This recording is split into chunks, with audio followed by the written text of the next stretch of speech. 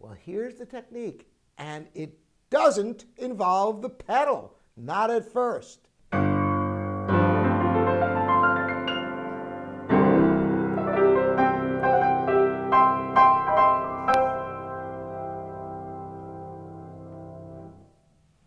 I'm Robert Estrin, and you're watching livingpianos.com.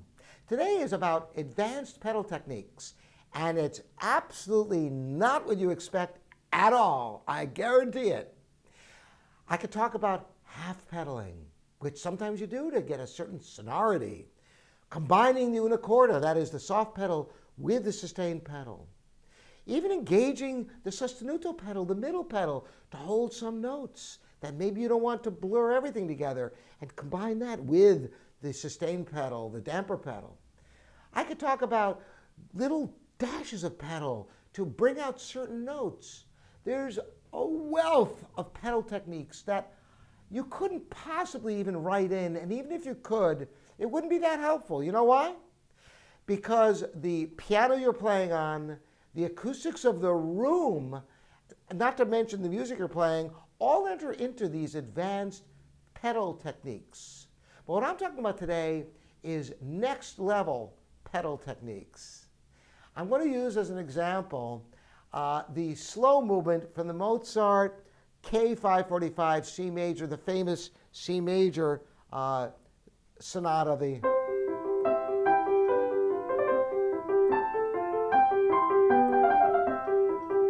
But I'm talking about the second movement. And the second movement, I'll play it straight without the advanced pedal. I'm not even going to use the pedal. And this is what the second movement sounds like.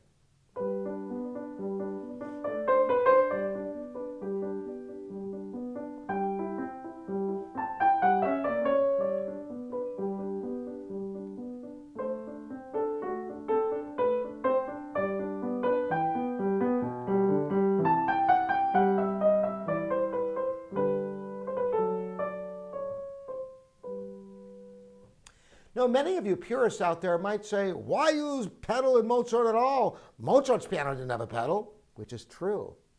However, there are two reasons why you might consider using at least some pedal in Mozart. Number one, although Mozart's piano did not have a sustained pedal, it did have a lever operated with a knee that did exactly the same thing as a sustained pedal. So there was a certain amount of sustain that could be achieved, much like with the pedal.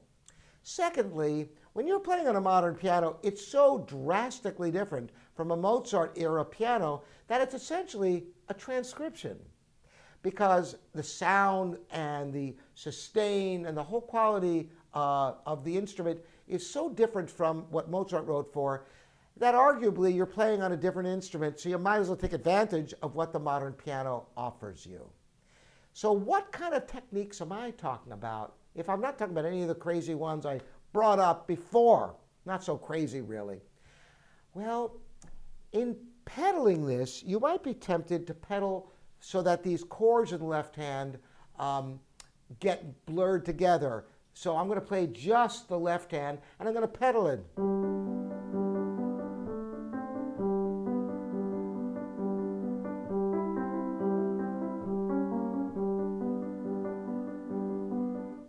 I'm simply changing the pedal whenever the harmonies change.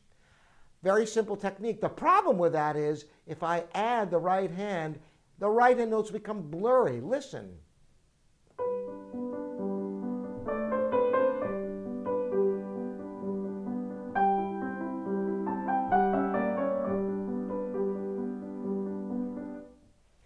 And you don't want the right hand to be all blurry, but you want the left hand to be sustained, giving that bed that the melody can float on. Well, here's the technique, and it doesn't involve the pedal, not at first. It's using your hands to simulate the sound of the pedal. So in that left hand, instead of playing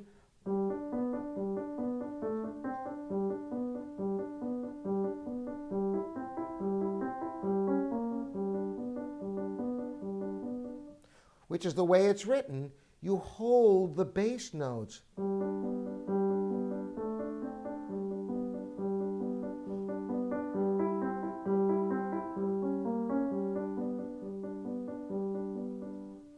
Now, if I play hands together without the pedal, listen to this sound.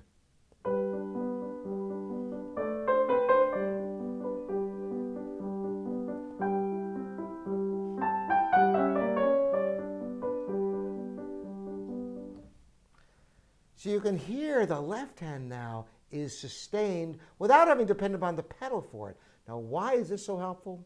Because then you can use your pedal, just little touches of pedal, to articulate certain notes in the melody to make the melody more sustained. And I don't have a camera on my pedal, which I apologize for, but even if I did, these touches of pedal on the melody are really subjective because they're not going to be the same for everyone, depending upon the room and the acoustics and the piano. But listen, if I use little dashes of pedal on the melody now while playing the accompaniment with this the phantom pedal technique, shall we call it.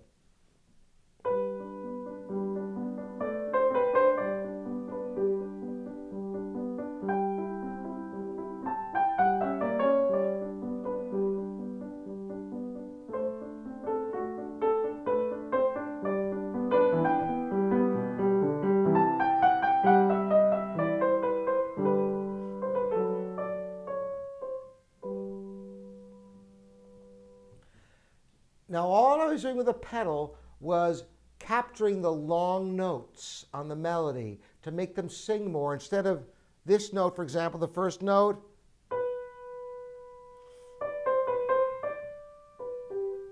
so this B here, and this D here, the long note. So I pedal that note.